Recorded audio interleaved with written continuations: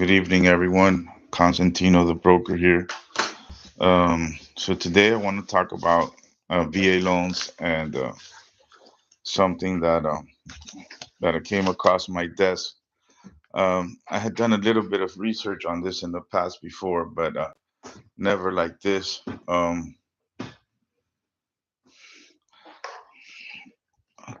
So I wanted to share this.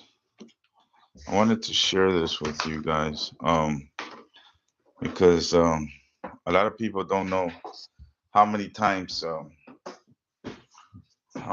can you really use your VA loan. A lot of people don't know how many times can you really use your VA loan. So I have a I had a client that let's just say he's veteran XYZ. So he used his the first time he used his VA loan was in 2005. So his entitlement, when you request, when either if you're registered at the VA loan center as a lender or loan originator, if you're registered with the VA, you can get the certificate of eligibility for the veteran, or they can download it from their app on their phone at the va.gov. So if the veteran's certificate of eligibility says zero on his entitlement, some people think that the veteran has no more entitlement left. Or if the certificate of eligibility says entitlement charge, uh, a lot of people in the mortgage industry, they think that the veteran does not have they think that the veteran does no longer has any entitlement, and that is not true, because this is something that is for the rest of the veteran's life. So let's get that fact very clear for all you loan officers, all you loan originators that have been doing this for a long time. This VA loan entitlement is for life. It's not a one-time shot deal like a lot of loan officers think, that the veteran can only use this once. And even if the veteran had a short sale, even if the veteran had a foreclosure, even if the veteran had a deed in lieu, uh, which I worked for the biggest law firm in Fort Lauderdale in 2012, Marshall C. Watson, during the foreclosure crisis, during the foreclosure mills crisis, which Miami-Dade County and Broward County courthouse were filing anywhere from 5,000 to 20,000 civil complaints having to do with foreclosures. So by being able to work in the foreclosure department for the law offices of Marshall C. Watson, I learned a lot about what is a foreclosure and what is a deed in lieu. So, what is a deed in lieu? A deed in lieu is when the borrower voluntarily surrenders the property to the lender. What does that mean? That means that the property does not sell at the public courthouse in auction, which that became a thing in Miami, that investors would show up early in the morning, Monday through Friday.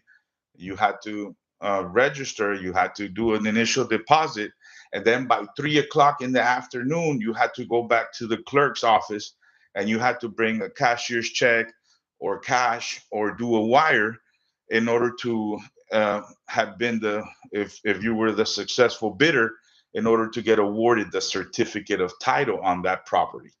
So if the foreclosure doesn't go through that process that I just explained to you guys, because like I said, I worked for the biggest law firm in Fort Lauderdale in 2012, um, which was law offices of Marshall C. Watson title.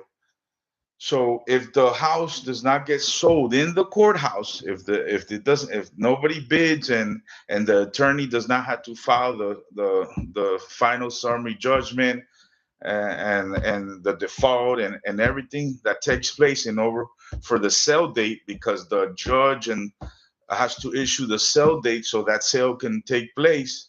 If that doesn't happen, uh, the borrower has the option of surrendering the property to the bank, to the lender, to the servicer. So if the borrower executes that right, he calls the bank up and be like, look, I took all my stuff out. Here's the house. I don't want you guys to sell it in the courthouse.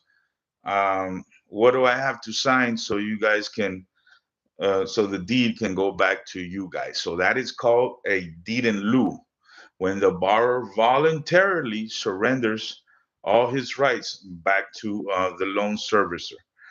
So even if that happens, so even if there's a short sale, even if there's a foreclosure, even if there's a deed in lieu foreclosure, the veteran can still use uh, this entitlement that is for the rest of his life. This is not a one-time thing. Now there are other rules that obviously, you know, are in place because this was established in 1944. These rules and regulations, the VA, they established them in 1944. So this is something that the veteran can use for life. So I have an example here, um, which is going to help a lot of realtors, a lot of loan officers. This example is going to clear a lot of doubts that you guys have. So let's say on the certificate of eligibility, it says that the veteran already was charged $51,709 of his entitlement. So we're gonna go on the FHFA loan limit website. You can either look it up by county, where the veteran plans to buy the house again. So in this case, I chose Duval County, Clay County.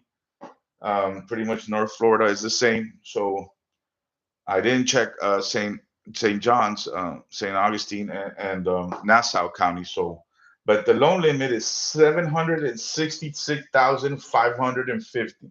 So you have to divide that by four, which equals 191,637 and 50 cents. Then you're gonna subtract that.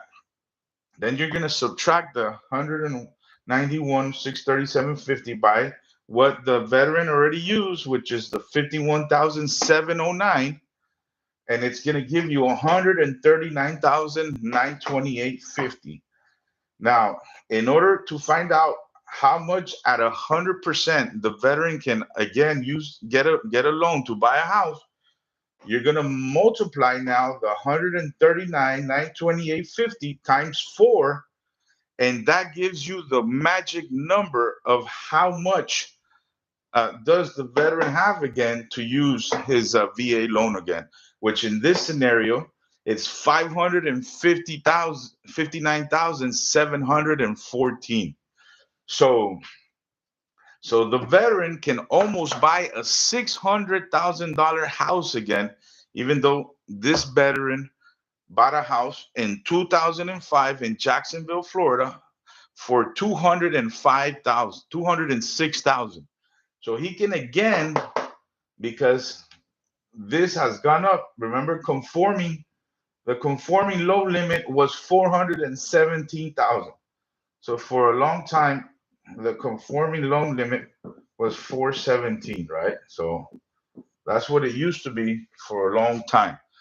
So now that it's 766,550, obviously the veteran has more purchasing power. So in this scenario, obviously there's a worksheet. Every lender has a worksheet, entitlement worksheet. They might call it differently. They might reference it differently. But every lender has a VA loan entitlement worksheet where they go by the certificate of eligibility. How much has the veteran used already? They look up the FHFA loan limit. They divide it by four. They get this number. They subtract the what of the they sub from when they get that number. They subtract whatever entitlement what the veteran used already. Then they get this number. Then they have to multiply it by four again. So then they have to So then to find out, because that gives you the number that you need to see how much of a purchasing power the veteran has again, 559,714. So for those of you in Florida, this is a very important number that you guys need. For those of you in Florida, this is a very important number, 877-827-3702. Now, this is the VH Regional Loan Center, and it's in St. Petersburg, Florida. So every region has its own VA Regional Loan Center. So if you're in Florida, so if you live close to this actually is very beneficial as a realtor or as a loan officer or loan originator. If you're in the Tampa, St. Petersburg area, you can really do a lot for veterans, because this office, this VA this VA Regional Loan Center is in St. Petersburg, Florida. So if you're a realtor or a loan officer in this area, you can really help out veterans when you come across them, and when you come across this entitlement scenarios, because like I said, a lot of people do not understand this, and this is very important because this is something that the veteran can use for life. This is not a one-time shot.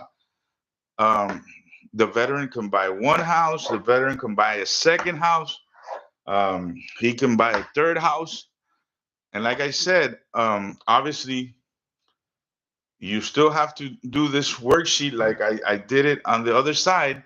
And obviously, it's going to be less and less.